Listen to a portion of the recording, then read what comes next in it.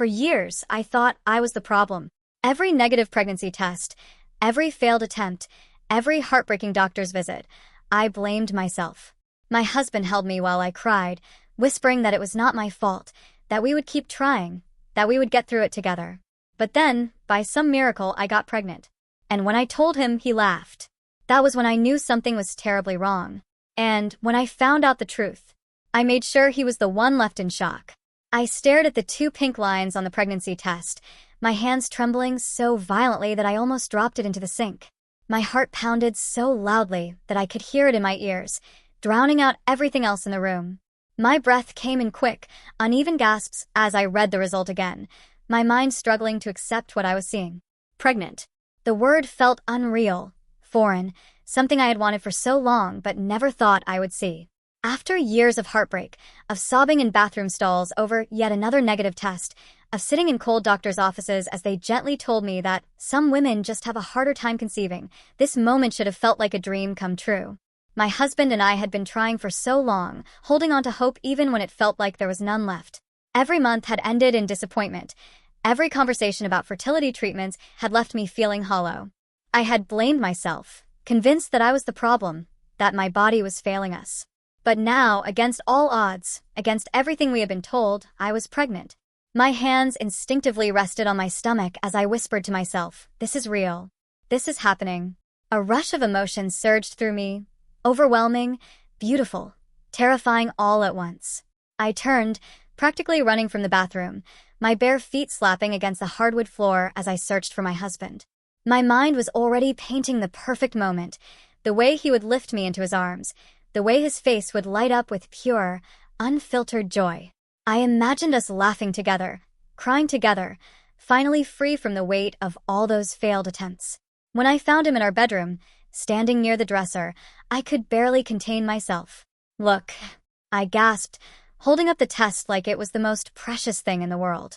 My chest was tight with anticipation, my heart swelling with the thought that this was our moment, the one we had been waiting for. But the moment I saw his expression, everything inside me froze. He didn't react the way I had expected. There was no shock, no joy, no tears. Instead, his lips curled into something that wasn't quite a smile, something sharper, colder. And then, to my absolute horror, he laughed. It wasn't a nervous laugh, not one of disbelief or surprise. It was deep, genuine, almost mocking, the kind of laugh that sent a chill down my spine. I felt my stomach twist, my grip tightening around the test as an uneasy feeling settled over me. The warmth I had felt just seconds ago drained away, replaced with something colder, something I couldn't name yet. "Why are you laughing?" I asked, my voice barely above a whisper. The words felt strange in my mouth, wrong, like I shouldn't have to say them at all. He wiped at his eyes, still grinning, as if I had just told him the most ridiculous joke in the world. His posture was relaxed, far too casual for what was happening. Then, in the coldest, most emotionless voice I had ever heard from him, he said, "That's impossible." I blinked, my mind struggling to catch up. "What do you mean, impossible?" He leaned against the doorframe, crossing his arms, his smirk never fading. The way he looked at me then, like he knew something I didn't, made my skin crawl. And then, with a casual shrug, he said something that shattered everything I thought I knew about my marriage, my body, and the man standing in front of me. Because I had a vasectomy years ago.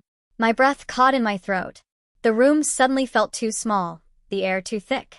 A slow, suffocating realization crept up my spine, wrapping around my chest like a vice. My mind raced, trying to piece together what he had just said, trying to make sense of something that didn't make sense at all. A vasectomy?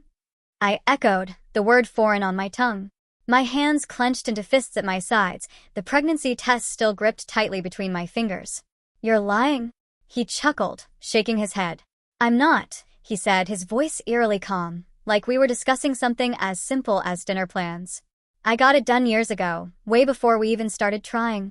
My head spun. I felt physically ill, like the ground beneath me had just disappeared, and I was free-falling into an abyss I couldn't escape. "Years ago." My voice cracked on the last word, the weight of his confession pressing down on me like 1,000 bricks. He nodded, completely unfazed, completely detached, like what he had just admitted wasn't the most horrifying betrayal imaginable. But my voice was barely audible now, shaking, broken. We've been trying. For years. I've been blaming myself. My throat tightened, hot tears burning behind my eyes. All this time, you let me believe it was me? He sighed, running a hand through his hair, looking almost bored by the conversation.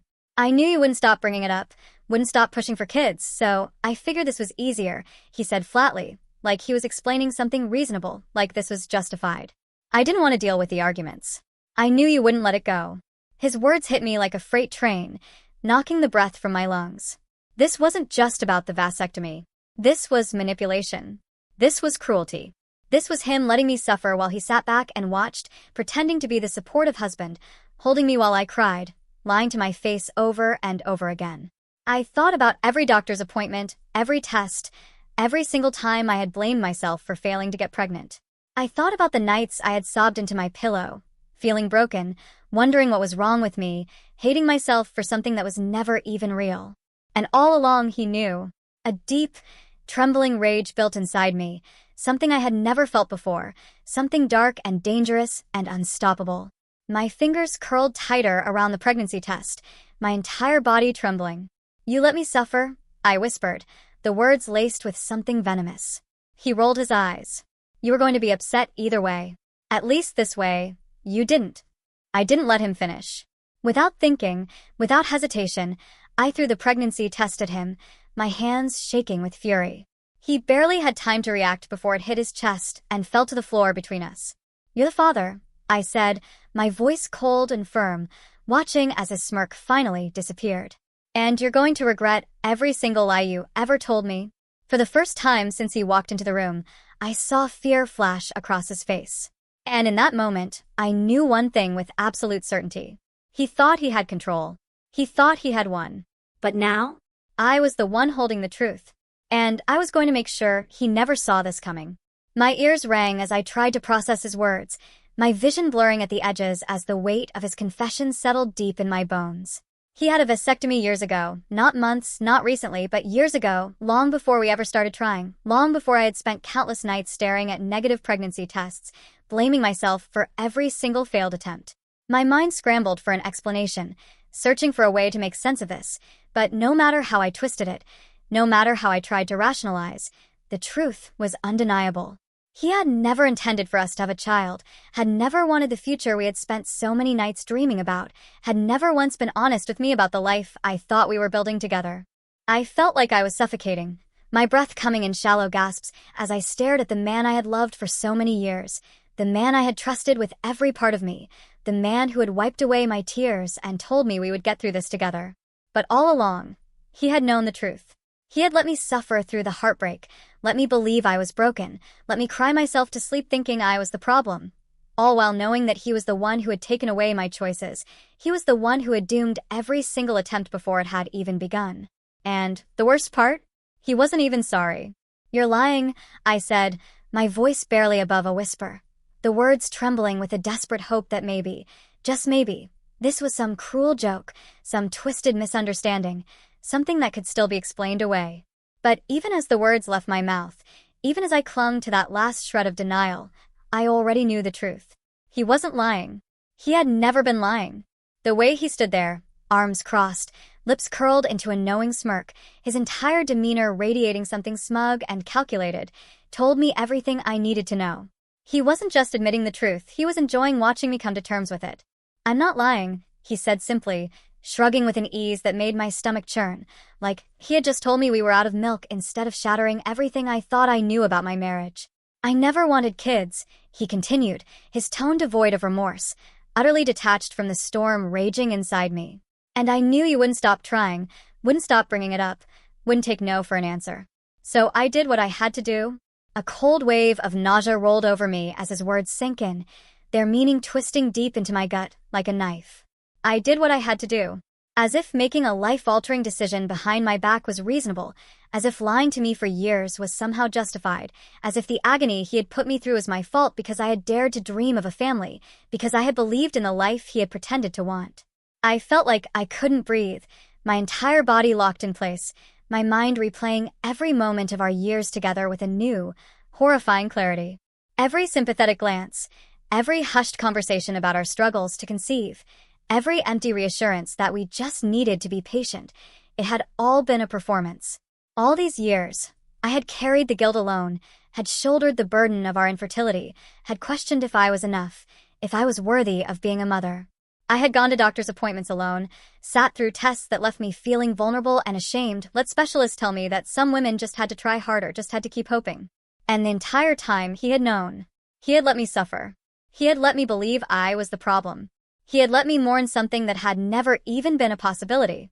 I clenched my fists so tightly my nails dug into my palms, my entire body trembling with the force of my fury. "You let me go through hell," I said, my voice shaking with something dark, something I had never felt before, something that scared even me. "You let me cry myself to sleep for years. You held me while I grieved for something you stole from me, and you just, what? Sat back and enjoyed the show." He exhaled sharply, like I was being dramatic, like I was overreacting, like he was the one who had to deal with me rather than the other way around. "Look," he said, rolling his eyes as if this conversation was exhausting for him, as if I was the problem. "I knew how you'd react if I told you the truth. I knew you'd cry and beg and try to change my mind, and I didn't want to deal with that, okay? So I made the decision, and I kept it to myself. And honestly, it was easier that way. Easier." That word sent a fresh wave of rage coursing through me, something hot and violent and uncontrollable. Easier for him. Not easier for us, not easier for me, but easier for him. He had watched me fall apart, watched me question my worth, watched me endure countless disappointments, and all he had cared about was how convenient it was for him. A slow, bitter laugh bubbled up in my throat, something sharp and humorless, something that made his smirk falter just slightly. "Easier?" I repeated, shaking my head in disbelief. "Easier? You think letting me torture myself for years was easier than just telling me the truth? You let me believe I was broken, let me blame myself, let me think that I was the one who was failing you, and you call that easier?" He shrugged again, his expression unreadable now, his body language shifting just slightly, as if he was finally realizing that I was not the same woman who had walked into this room minutes ago. "You're overreacting," he muttered, shaking his head, like I was some hysterical wife who just couldn't handle reality. That was the moment something inside me snapped. I straightened my back, lifted my chin, and let out a slow breath, steadying myself. "No," I said, my voice terrifyingly calm, my anger no longer a wildfire, but something sharper, something controlled. "You don't get to decide how I react to this. You don't get to laugh at me and then tell me I'm being too emotional. You don't get to lie to me for years and then act like I'm the problem." He opened his mouth to argue, but I wasn't finished. I took a slow step forward, meeting his gaze with a cold, unwavering stare. "You think you're so smart," I said quietly, my voice dripping with venom. "You think you've won. But let me tell you something, you're not in control anymore. Because guess what?" I paused, watching as unease flickered across his face. "That vasectomy of yours? It didn't work. You are the father, whether you like it or not. And now, you get to live with the consequences of your own lies." For the first time since he had walked into the room, he was the one caught off guard. And in that moment, I knew one thing with absolute certainty. He had spent years making me feel powerless. But now, I was the one holding all the power. I barely spoke to him for days after that conversation, unable to look at him without feeling a mixture of rage, betrayal, and disgust so overwhelming that it made my stomach turn. Every time I replayed his words in my mind, every time I remembered the casual way he had admitted to deceiving me for years, every time I thought about the way he had let me suffer while knowing all along that it was never my fault, I felt like I was unraveling. I had spent years mourning something I thought was my failure, years blaming myself for not being able to conceive, years wondering if I was broken, and the whole time, he knew the truth. He had sat there and watched me cry, had held me in his arms, had whispered reassurances into my ear, all while knowing that he was the reason it was never going to happen. But as much as I wanted to hate him, as much as I wanted to storm out and never look back, there was one thing gnawing at the back of my mind, one question that wouldn't let me rest, one thought that sent a chill crawling down my spine every time I tried to push it away. If he really had a vasectomy, then how was I pregnant? The question loomed over me like a storm cloud, its implications heavy and terrifying. There were only two possible explanations, and neither one made sense. Either he had lied about the vasectomy and was only now trying to manipulate me into thinking I had cheated, or this baby wasn't his. The second possibility was so absurd, so impossible, that I almost dismissed it immediately, but the seed of doubt had already been planted, and no matter how much I tried to tell myself that I knew the truth, that I knew I had never been unfaithful, that I knew there was no way this child could belong to anyone but him, a small part of me needed proof. I needed answers, needed to know with absolute certainty that I wasn't somehow losing my grip on reality, that this wasn't some kind of nightmare I would wake up from. And so, without hesitation, without telling him exactly what I was doing, I scheduled an appointment for a prenatal paternity test, determined to uncover the truth once and for all.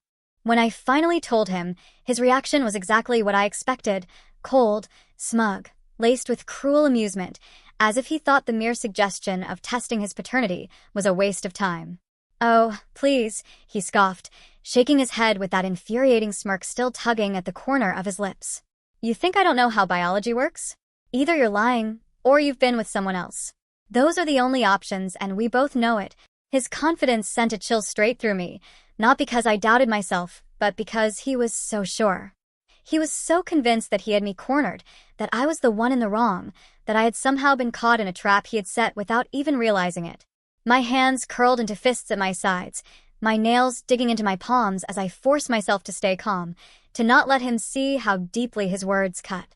"You don't get to act like the victim here," I said, my voice eerily steady despite the fury burning beneath the surface. "We'll see what the test says." He laughed, actually laughed, shaking his head like I was some kind of fool. "Oh, I can't wait for this," he said, leaning back in his chair with an air of smug satisfaction. "This is going to be hilarious when the results come in." The test took a week to process, a week that felt like an eternity, a week where every second that passed made my stomach twist into tighter and tighter knots. He acted completely unbothered the entire time, walking around the house as if nothing had changed, as if he had already won, as if I was nothing more than a pathetic, desperate woman clinging to some impossible hope. Every now and then he would make a passing comment, something snide, something cruel, something designed to remind me that he thought I was the one in the wrong. "I mean, really, if you're so sure, why are you even nervous? You know, I read somewhere that guilt makes people act defensive. Maybe when the results come in, you'll finally just admit it and save us both the trouble." Each remark was a dagger to my chest, each one designed to break me down, each one a calculated attempt to make me doubt myself. But I didn't doubt myself. I knew the truth, and deep down, I knew that this test was going to change everything. When the results finally arrived, I felt my pulse hammering in my ears, my hands trembling as I clicked on the email, my breath catching in my throat as I read the words over and over again, making sure I wasn't imagining them, making sure I wasn't misreading them, making sure that what I was seeing was real. Probability of paternity, 99.99%. My head spun, my vision blurred, my entire body tensed as the reality of those words sank in. He was the father. There was no question, no mistake, no room for doubt. The baby growing inside me was his. My heart pounded as I reread it again, and then again, letting the truth wash over me, letting the implications settle deep into my bones. Which meant one of two things. Either his vasectomy had failed, or he had been lying about it all along. A slow, steady breath escaped me, my mind racing with the possibilities, my pulse slowing as something else began to take shape inside me, something colder, something stronger, something that made the fear and the heartbreak and the betrayal feel small in comparison. He had spent years making me believe I was the problem, spent years manipulating me into thinking I was broken, spent years watching me suffer while he sat comfortably in his lies. And now, he thought he had me cornered, thought he had won, thought he had stripped me of every ounce of control I once had. But the truth? The truth had just set me free. Because now, I was the one holding the power. Now, I had the truth, and I was going to use it in a way he never saw coming.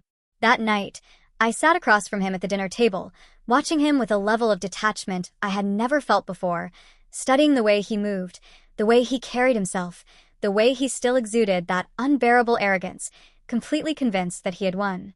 He didn't know that everything had changed, didn't know that in the span of a single email, the power had shifted, didn't know that I was no longer the desperate, heartbroken woman he had spent years manipulating. I waited, letting the silence stretch between us, waiting for the right moment to strike, waiting for him to take a bite of his food, waiting for him to settle into the illusion that this was just another evening, that he was still in control. And then, with an almost eerie calm, I reached into my bag, pulled out the printed DNA results, and slid them across the table without a word. He barely glanced at the paper before rolling his eyes, his smirk never faltering, his arrogance as impenetrable as ever. "I don't need to see that," he scoffed, shaking his head, his voice dripping with condescension. "I already know the truth."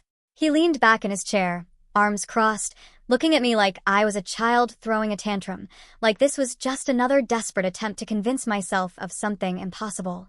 He was so sure, so smug, so convinced that he had this situation under control, that I was the one who would end up humiliated, that I was the one who would have to admit defeat.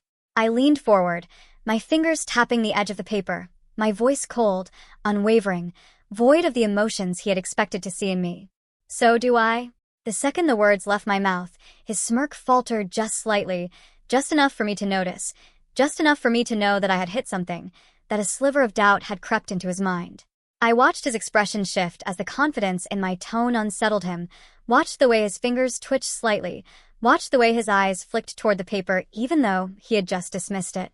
He wasn't used to this version of me, wasn't used to me being the one in control, wasn't used to me being calm when he was the one being cornered. I tapped the paper again, harder this time, forcing him to actually look at it, forcing him to acknowledge the words staring back at him in bold, undeniable print. The moment his eyes landed on the results, the moment he truly processed what he was reading, his entire body went rigid, the fork in his hand clattering onto his plate as he stared, unblinking, unmoving, like his entire world had just tilted on its axis. Silence stretched between us, thick, suffocating, filled with the weight of the truth he had never anticipated. I let him sit in it, let him absorb the reality of what he had just read, let him feel the same gut-wrenching shock that I had felt when he told me about the vasectomy. "You are the father." I said the words slowly, deliberately, letting each one land with the full force of its meaning, watching as the color drained from his face, as his lips parted slightly, as his mind scrambled for an explanation, for a way to twist this in his favor. That's not possible," he muttered, his voice hollow, his confidence crumbling right in front of me. His fingers twitched like he wanted to grab the paper, like he wanted to find some loophole, like he was hoping he had misread it, that there had been a mistake, that I had made a mistake. But there was no mistake. There was no way out of this. I leaned back in my chair, crossing my arms as I studied him, my expression unreadable, my satisfaction carefully concealed behind a mask of cool indifference. "Looks like either your little secret surgery failed," I said, tilting my head slightly, watching as his jaw clenched, as his hands balled into fists on the table, as the first traces of panic flickered across his face. "Or you lied about having one in the first place." His breath hitched, his throat bobbing as he swallowed hard, his eyes darting back to the paper as if looking at it again would somehow change what it said. I watched him, waiting, letting him unravel, letting him feel the weight of the truth pressing down on him, letting him realize that he was the one with no control now. He had spent years manipulating me, spent years convincing me I was the problem, spent years making me doubt myself, but now, he was the one caught in his own web of lies. He exhaled sharply, running a hand through his hair, his fingers gripping the strands like he was trying to ground himself, like he was trying to find a way to regain his composure. This doesn't make sense," he muttered under his breath, his voice low, almost distant, like he was talking more to himself than to me. There's no way." His voice broke off, his hands shaking slightly as he pushed the paper away from him, like he couldn't stand to be near it, like it was some kind of ticking time bomb that might explode at any second. I let the silence stretch between us again, watching as he struggled, watching as the wheels in his head turned frantically, watching as the man who had spent years gaslighting me suddenly found himself at a complete loss for words. And God, it was glorious. "You were so sure," I said, my voice almost gentle, my head tilting slightly as I pretended to ponder the situation. "You were so convinced that you had all the answers. But look at you now." I gestured toward the paper, my lips curling into something that wasn't quite a smile, something that was sharper, colder, something that made him visibly tense. "Look at you now." He clenched his jaw, his hands gripping the edge of the table like he needed something to hold on to, his entire demeanor shifting from smugness to barely concealed panic. I had seen him confident, seen him arrogant, seen him utterly indifferent to my pain, but I had never seen him like this, cornered, exposed, unraveling. "Tell me," I said, my voice softer now, more dangerous, more controlled than I had ever heard it before. Was it really easier? Lying to me for years? Watching me blame myself? Letting me suffer while you sat back and pretended to be the supportive husband? I let out a quiet laugh, shaking my head, my fingers tapping against the table. Because from where I'm sitting, it sure doesn't look like it was easy for you at all. He didn't respond, didn't even try to defend himself this time, just stared down at the paper like it had just rewritten his entire existence. I could practically see the thoughts racing through his mind, could see the way his carefully constructed reality was crumbling right in front of him, could see the way he was grasping for control and finding nothing to hold on to. And for the first time since this nightmare began, I felt free. Because he had spent years thinking he had won, spent years believing he had all the power, spent years convincing himself that I was the one who had lost. But now? Now, he was the one with no control. I had never seen my husband look so shaken before, never seen him struggle for words the way he was now, his mouth opening and closing like he was grasping for an explanation that simply wouldn't come. He had always been so smug, so confident, so absolutely convinced that he was the smartest person in the room, but now, with the DNA test sitting between us like a loaded weapon, he was cornered. His carefully constructed lies, the ones he had spent years crafting, were beginning to collapse under the weight of undeniable truth. I could see the panic creeping into his expression, the way his fingers twitched slightly, the way his jaw clenched as if he was trying to suppress the storm raging in his head. "This has to be wrong," he finally muttered, but his voice lacked conviction, his usual air of certainty crumbling beneath the pressure of reality. He snatched up the paper with shaking hands, his eyes darting across the words over and over again, as if he could somehow force them to change through sheer willpower alone. But they wouldn't. No matter how many times he read the results, no matter how desperately he wanted them to say something different, the truth was printed there in bold, unchangeable black and white. He was the father. There was no denying it now, no twisting the facts, no manipulating his way out of the situation he had created. I let the silence stretch between us, let him sit in his own unraveling, let him feel what it was like to be the one backed into a corner with no way out. For years, he had dictated the narrative, controlled the conversation, shaped my reality into one where I doubted myself at every turn. He had spent so much time making me feel small, making me believe that I was broken, making me question whether I was the reason we could never conceive. But now? Now, I was the one holding the truth. And when he finally looked up at me, when our eyes met across the table, I saw something I had never seen in him before. Not anger, not arrogance, not even denial. I saw fear. Not fear of fatherhood. Not fear of his so-called failed vasectomy. But fear of me. Because for the first time since this nightmare had started, he was no longer the one in control. I crossed my arms and leaned back in my chair, keeping my expression cool, controlled, utterly indifferent to the way he was falling apart in front of me. "Go ahead," I said, my voice eerily calm, watching him flinch at the cold detachment in my tone. "Keep reading it if you think that's going to change anything." He swallowed hard, gripping the paper so tightly his knuckles turned white, his gaze flickering between the printed words and my unreadable face. He was scrambling for something, anything, some kind of loophole, some way to twist this back in his favor, but there was none. His lips parted slightly, and for a second, I thought he was finally going to admit the truth, that he was going to confess that he had lied, that he had manipulated me, that he had let me suffer while he sat back and watched. But instead, his jaw tightened again, and his entire posture shifted, his desperation morphing into something else, something uglier. "This doesn't prove anything," he said, but the words were weak, hollow, a pathetic attempt at salvaging the last remnants of his false reality. Maybe the test was tampered with. Maybe the clinic made a mistake. I let out a soft laugh, shaking my head as I watched him grasp at straws, my stomach twisting at the sheer audacity of it all. "Are you serious?" I asked, raising an eyebrow, my amusement laced with something much darker, something dangerous. "That's the best you can come up with? That an entire accredited lab somehow just happened to mix up the samples, and it just happened to result in you being the father?" I leaned forward, tilting my head slightly as I studied the sheer panic flickering in his eyes. "Let me guess, you're going to tell me this is my fault next, right? That I somehow tricked biology, that I found a way to manipulate science just to prove you wrong." His nostrils flared, and I could see the anger creeping into his features now. The same anger that always surfaced when he felt backed into a corner, when he realized he wasn't the smartest person in the room, when he realized that for once in his life, he had lost. "I don't know what you did," he snapped, shoving the paper back across the table toward me like he couldn't stand to look at it anymore, like it physically repulsed him. But I know what I did. I know I had the procedure. And I know this. He jabbed a finger at the document, his hands still trembling, his voice growing unsteady. It's impossible. I didn't flinch at his outburst, didn't react to his misplaced anger, didn't let him see even the slightest crack in my composure.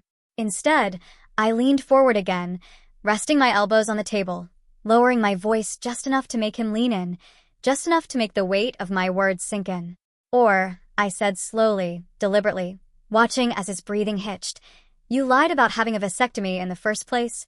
His entire body tensed, his jaw tightening so hard I thought his teeth might crack under the pressure. I could see the moment my words hit him, could see the way his mind began racing, the way his fingers twitched like he wanted to reach for something, his drink, his phone, an excuse, anything to give himself a moment to think. But he had nothing. And that was when I knew. I knew he had lied, knew he had never actually gone through with it, knew he had deliberately made me believe I was infertile because it was easier for him. I knew that every single tear I had shed, every sleepless night I had endured, every heartbreaking doctor's visit I had forced myself through had all been unnecessary, had all been part of a cruel manipulation orchestrated by him. And the best part? Now he knew that I knew. I watched as his breathing grew uneven, watched as his hands clenched and unclenched, watched as he tried to find a way out of the mess he had created for himself. But there was no escape, no loophole, no excuse that could undo what had already been done. He had spent years making me feel small, making me feel powerless, making me believe I was broken beyond repair. But now I was the one holding all the power. For a long, suffocating moment, we just stared at each other, the weight of everything that had happened crashing down between us like an unstoppable wave, thick and suffocating in the air around us. His face was tight, his lips pressed into a thin line, his fingers twitching slightly on the edge of the table as if he was fighting the urge to say something, anything, to regain control of the conversation. And then, finally, after what felt like an eternity, he exhaled sharply, rubbing a hand down his face before letting out a single word, spoken so quietly I almost didn't hear it. "Fine." I lied. The confession sent a chill down my spine, the weight of those two simple words heavier than anything I had prepared myself for, heavier than any of the terrible scenarios I had replayed in my mind. Even though I had suspected it, even though I had already pieced it together, even though I had sat across from him with absolute certainty that he had deceived me, hearing him admit it was something else entirely. My heart pounded violently in my chest, my breath coming in slow, deliberate exhales as I forced myself to stay calm, to not let him see how deeply his words shook me. This was what I had been waiting for, what I needed to hear, the final confirmation that my worst fears had been real all along. But instead of feeling relieved to finally have the truth, I felt something else, something dark, something cold, something unforgiving. I let the silence stretch for a moment longer, refusing to let him off the hook, refusing to give him even a second to compose himself before I pressed forward. "You lied about what, exactly?" I asked, my voice sharper than a blade, my expression deadly calm, my hands perfectly still on the table. I watched as his jaw tightened slightly, his fingers curling into fists before relaxing again, his entire body shifting uncomfortably in his seat. He had always been so smug, so sure of himself, so convinced that he could talk his way out of anything. But now he was hesitating, and that hesitation was more satisfying than anything else he could have said. He let out a slow, measured breath, leaning back in his chair like he was trying to put distance between us, rubbing his temples as if I was the problem, as if I had somehow forced him into this situation, as if I was the one making his life difficult. "I never had a vasectomy," he admitted, his tone flat, completely void of emotion, his expression unreadable in a way that only made my blood boil more. I didn't want kids. And I knew if I told you that, you'd never let it go. So, I figured this was easier. My mind went blank for a second, my body going completely still, the sheer audacity of his words hitting me like a physical blow, stealing the air from my lungs. Easier? He had let me cry myself to sleep for years, had let me spiral into self-blame, had let me believe that I was broken, that I was the reason we couldn't have a family, that I was the one failing us. He had watched me schedule doctor's appointments, had watched me subject myself to invasive tests, had watched me grieve for something that had never even been real. And now, he was sitting here, speaking with complete indifference, acting as if this was some minor inconvenience, as if I was the one making things complicated, as if I should have just accepted his decision without question. My hands trembled under the table, my fingers curling into fists so tightly that my nails bit into my palms, but I refused to let my anger consume me, refused to let him see just how close I was to completely losing it. Instead, I took a slow, steady breath, forcing myself to push down the white-hot rage burning inside me, forcing myself to remain composed, forcing myself to remember that he was the one who had just lost everything. And then I smiled, a slow, cold, knowing smile that made his own confidence waver, a smile that made his fingers twitch slightly against the table, a smile that told him, without me needing to say a single word, that he had no idea what was coming next. "Well," I said, leaning forward just enough to watch his discomfort grow, my voice soft, my tone laced with quiet satisfaction. "I hope you're ready, because you're going to be a father whether you like it or not." His entire body tensed at my words, his breath catching in his throat, his expression finally cracking in a way that told me he had not thought this far ahead. His hands gripped the edge of the table like he needed something to anchor himself, his jaw clenching so tightly I thought his teeth might crack under the pressure. "You can't be serious," he muttered, his voice low, shaky in a way that was almost satisfying. "We can figure something out." You don't have to." "No." I cut him off, my voice firm, steady, unwavering. "You don't get a say in this. Not anymore." I sat back in my chair, folding my arms over my chest, my gaze locked onto his, watching as his panic grew, watching as the reality of the situation finally began to sink in. "You spent years making decisions for me. You spent years lying to me, manipulating me, making me think that I was the problem. But guess what? The decision has already been made. You don't get to change it now just because you're scared." His breathing was uneven now, his fingers drumming anxiously against the table, his entire body coiled with tension as if he was preparing for a fight he already knew he couldn't win. "This isn't fair," he finally spat out, his voice laced with desperation, his frustration bubbling to the surface in the ugliest way possible. "You're trapping me, and you know it." I let out a slow breath, tilting my head as I studied him, letting his words settle in the air between us, letting him hear just how pathetic they sounded. "Trapping you?" I repeated, my tone filled with disbelief, my lips curling into something that was almost amusement, but not quite. "You spent years gaslighting me into believing I was infertile. You watched me blame myself, watched me suffer, watched me go through hell while you sat there with a straight face, pretending to be the supportive husband. And now that you have to deal with the consequences of your own lies, you think you're the one who's trapped." I shook my head, letting out a soft, humorless laugh as I pushed my chair back, rising to my feet, towering over him as he sat there, helpless, frozen in place, realizing, too late, that the power had shifted. "No," I said, my voice firm, final, absolutely unshakable. "This isn't a trap. This is accountability. And for the first time in your life, you don't get to run from it." And as I turned and walked away, leaving him sitting there, staring at the test results like they were a death sentence, I realized something else. I had never felt more free in my entire life. He looked like he had been slapped, his entire body going rigid as if the weight of my words had knocked the air right out of his lungs. His breathing became shallow, his fingers tightening around the edge of the table until his knuckles turned an unnatural shade of white, his entire presence shifting from arrogance to something closer to terror. I had seen him angry before, had seen him smug, dismissive, manipulative, even cruel, but I had never seen him like this, completely shaken, completely cornered, completely powerless. "No," he muttered under his breath, his voice barely above a whisper, his head shaking back and forth like a man in complete denial, like he could somehow reject reality if he refused to accept it.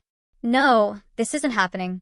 I tilted my head slightly, feigning innocence, my lips curling into something that wasn't quite a smile, but wasn't far from it either, watching as the color drained from his face with every passing second. "Oh, but it is," I said, my voice calm, controlled, filled with the kind of certainty that made him visibly tense, his entire body coiling with the realization that there was nothing he could do to change this. "And guess what?" I continued, folding my arms across my chest, leaning back just enough to watch his unraveling unfold in real time. "You don't get to make this decision for me.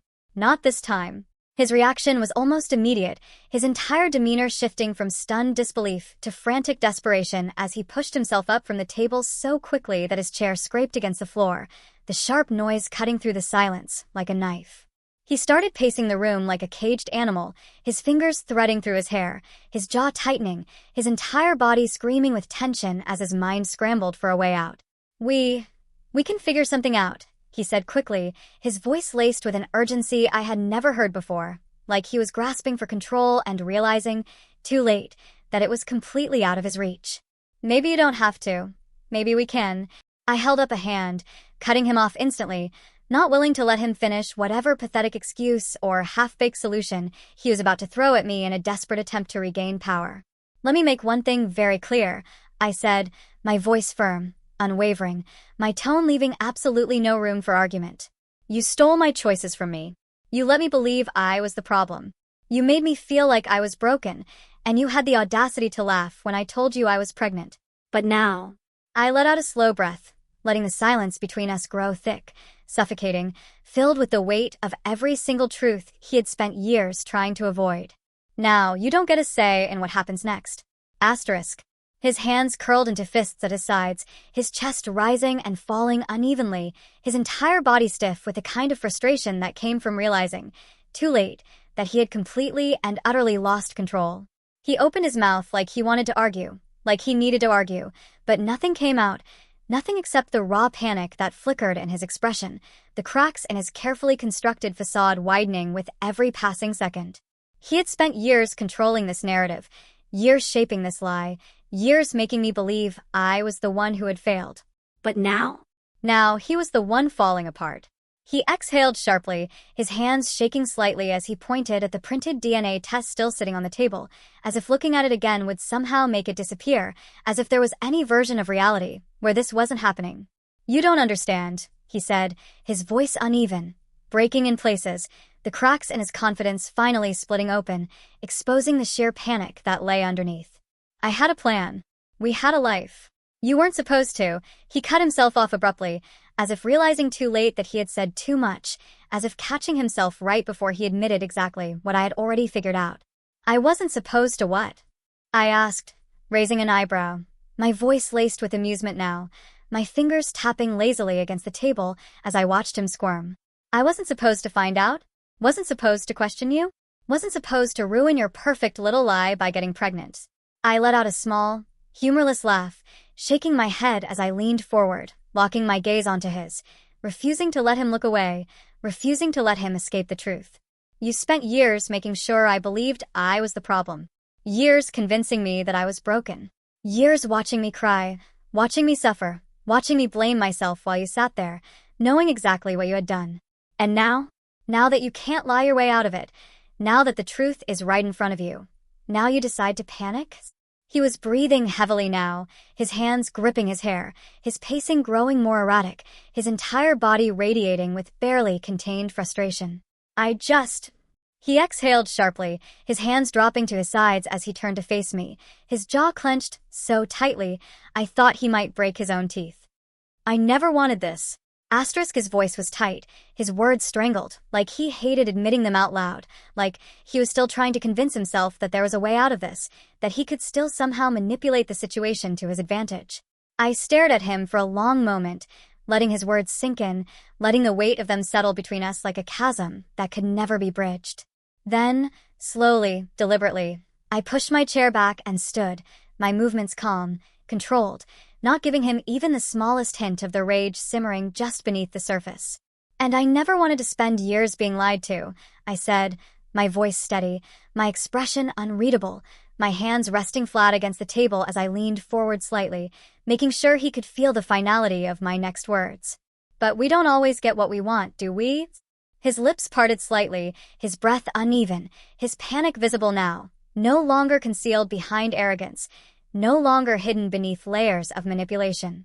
I had spent years being afraid, years walking on eggshells, years questioning myself, but in this moment, standing here, watching him crumble, I realized something that sent a strange sense of calm washing over me. I wasn't afraid anymore. Not of him. Not of the future. Not of what came next. Because for the first time in this entire twisted mess, I held all the cards. The days after that conversation were tense, filled with a suffocating silence that wrapped around the house like a heavy fog, neither of us willing to be the first to break it. He avoided me at every turn, moving through the house like a ghost, keeping his distance, pretending I wasn't there, as if ignoring me would somehow make the situation disappear. He thought I would cave, thought I would let the weight of his disapproval crush me, thought I would start doubting myself the way I always had before, but he didn't realize something had changed.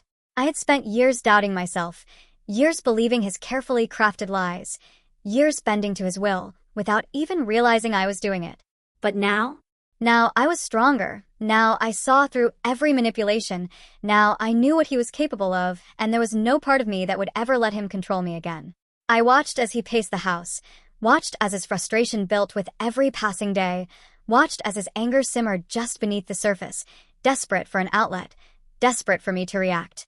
He wanted me to lash out, wanted me to beg, wanted me to show even a shred of the old version of myself, the one who second-guessed every decision, the one who needed his approval, the one who would do anything to make him happy. But that version of me was gone, and in her place was someone who had finally realized she didn't need him, someone who had finally learned what it meant to take her power back. Then, one night, everything came crashing down. He came home late, his footsteps unsteady, the stench of alcohol thick on his breath before he even spoke, his tie loosened, his shirt wrinkled, his entire presence radiating frustration. He slammed the front door behind him, the sound echoing through the house, making it painfully clear that he wanted a confrontation, that he wanted to provoke me, that he wanted me to be the one to start the fight. But I didn't move, didn't give him what he wanted, didn't so much as blink as I watched him sway slightly in the dim light of the living room. His hands clenched at his sides, his jaw tightening, his entire body coiled with a rage he had no idea what to do with. "You're ruining my life," he slurred, his voice thick with alcohol, his words dripping with bitterness, his eyes burning with something I couldn't quite place. He took an unsteady step forward, his movements erratic, his breath heavy, his frustration rolling off him in waves. "You trapped me, asterisk." I stared at him for a long moment, letting the words settle in the air between us, letting him hear just how pathetic they sounded, letting him sit in the sheer audacity of what he had just said. And then, to my own surprise, I laughed. A real laugh. A sharp, bitter, uncontrollable sound that bubbled up from somewhere deep inside me, surprising even myself, surprising him, sending a flicker of something unreadable across his face. "Trapped you?" I repeated, shaking my head in disbelief, letting out another small, humorless chuckle as I crossed my arms over my chest. "You've got some nerve. You spent years lying to me, letting me blame myself, taking away my choices, and now you're standing here, acting like you're the victim?" His face twisted instantly, his temper flaring the way I knew it would, his hands balling into fists at his sides, his entire body tensing as if he wanted to argue, wanted to fight, wanted to make me feel guilty for something he had done to himself. But I didn't flinch, didn't shrink back, didn't give him the reaction he was looking for, and that was what finally made him snap. He took another step forward, his movements unsteady, his breath ragged, his expression darkening as his frustration boiled over. "You weren't supposed to do this," he spat, his voice sharper now, louder, angrier. "You weren't supposed to get pregnant. This wasn't." He stopped himself, exhaling sharply, raking a hand through his hair as his eyes darted around the room like he was searching for something, like he was desperately trying to put together an argument that would make me change my mind. "You're ruining everything," he muttered, his words slurring together, his frustration twisting into something desperate, something pathetic. "This isn't what I wanted, asterisk." And that was the moment I knew I was done. I felt something shift inside me, something final, something irreversible, something that made every ounce of doubt I had ever carried vanish in an instant. I had spent years making excuses for him, spent years convincing myself that he wasn't a bad person, that he loved me in his own way, that he just needed time, that he would change, that one day things would be different.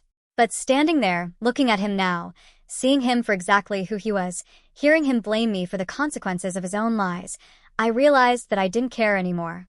I didn't care about fixing things, didn't care about salvaging our marriage, didn't care about whether he regretted his choices or not. Because I knew he didn't regret lying to me. He regretted getting caught. He regretted losing control. He regretted not being the one to call the shots anymore. But what he didn't realize was that I wasn't afraid of him anymore, wasn't afraid of his anger, wasn't afraid of the life that was waiting for me on the other side of this. Because for the first time in years, I wasn't the one being trapped, he was. And I was about to show him exactly what that felt like. I filed for divorce the next morning, my hands steady as I signed the papers, my heart strangely calm as I sealed the envelope, my mind clearer than it had been in years. I had expected to feel something overwhelming, maybe grief, maybe doubt, maybe fear, but instead, all I felt was relief, a weight lifting from my shoulders as I finally took control of my own life. I didn't tell him, didn't warn him, didn't give him the satisfaction of a confrontation, didn't waste another second trying to reason with a man who had spent years manipulating me into believing I was the one who had failed. I simply packed a bag, walked out the door, and called a lawyer, making sure the paperwork was in motion before he even realized I was gone.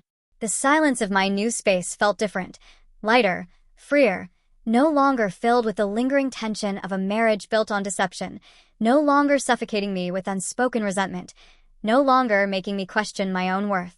I sat on the edge of my new bed, running my fingers over the fabric of my suitcase, inhaling the unfamiliar scent of a home that wasn't ours, a home that was mine alone.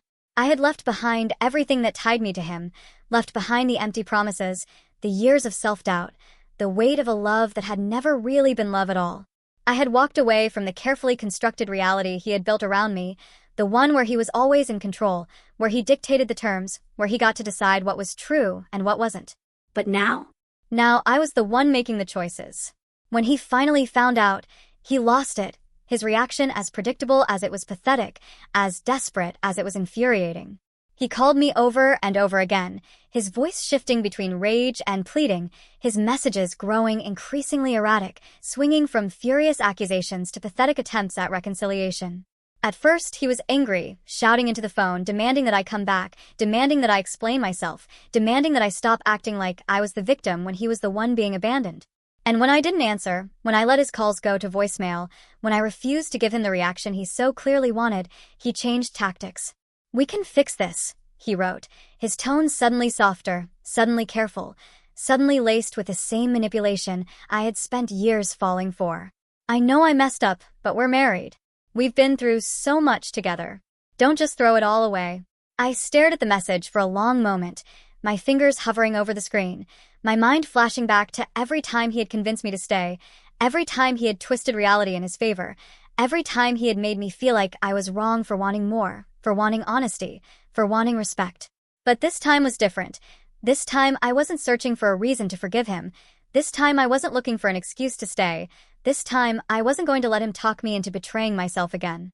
He tried everything. He showed up at my lawyer's office, demanding to speak with me, demanding that I reconsider, demanding that I listen to his side of the story as if I hadn't already spent years drowning in it. He called my family, called my friends, tried to paint himself as the wronged party, tried to convince them that I was overreacting, that I was throwing away our marriage over a misunderstanding. He tried to guilt me into believing that I was making a mistake, that I was giving up on something worth saving, that I was walking away from the best thing that had ever happened to me. But I knew the truth now. I had never been the one who needed to change, had never been the one who was broken, had never been the one who should have been begging for forgiveness. The moment he realized I wasn't coming back, that I wasn't answering his calls, that I wasn't engaging in his desperate attempts to pull me back into his web of control, he finally snapped. His messages turned cruel, venomous, filled with resentment and blame, filled with the kind of rage that only comes from a man who realizes he has lost the power he thought he would always have. "You're ruining everything," he spat through the phone, his voice thick with frustration, with desperation, with the ugly truth he could no longer deny. "You're walking away from the life we built together, from everything we had, from everything I gave you." And that was the moment I knew, beyond a shadow of a doubt, that I had done the right thing. "You made your choice years ago," I told him, my voice steady, my heart lighter than it had been in years, my hands no longer shaking, my mind no longer clouded with doubt. "Now I'm making mine." And then, without another word, without another ounce of hesitation, without even a shred of regret, I hung up the phone, and I never looked back. Months later, as I sat in my new apartment, my hands resting on my growing belly, I felt nothing but peace, a kind of quiet, unshakable peace that I had never known before. The air in the room felt lighter. The The weight that had once pressed down on my chest was gone, and for the first time in years, I felt completely, undeniably free. I had spent so much time believing I needed him, believing I was incomplete without him, believing that my future had to include him, believing that the only way I could be happy was if he was there, believing the lies he had planted in my mind so deeply that they had once felt like my own thoughts. But I was wrong. I had never needed him. I had never been incomplete. I had never been incapable of standing on my own. The only thing I had ever been was convinced that I was weaker than I truly was. Because the truth was, I had everything I needed, everything I had ever wanted, everything he had spent years making me believe was impossible for me to have. I had a future that belonged to me, one that wasn't controlled by his decisions, one that wasn't dictated by his lies, one that wasn't built on the foundation of his manipulations. I had a life that felt mine, a life where I no longer woke up with the crushing fear that I wasn't good enough, a life where I no longer had to second-guess every choice I made, a life where I didn't have to shrink myself down to fit inside the small, suffocating space he had built for me. I had spent years drowning in his deception, years believing that I was broken, years thinking that happiness was something that had to be given to me instead of something I could create for myself. But now, as I sat there, feeling the tiny flutters of life inside me, I knew I had been wrong. I was whole on my own. And as for my ex-husband, he had lost everything, the control, the power, the marriage he thought he could manipulate, the life he had spent so much time shaping into something that only benefited him.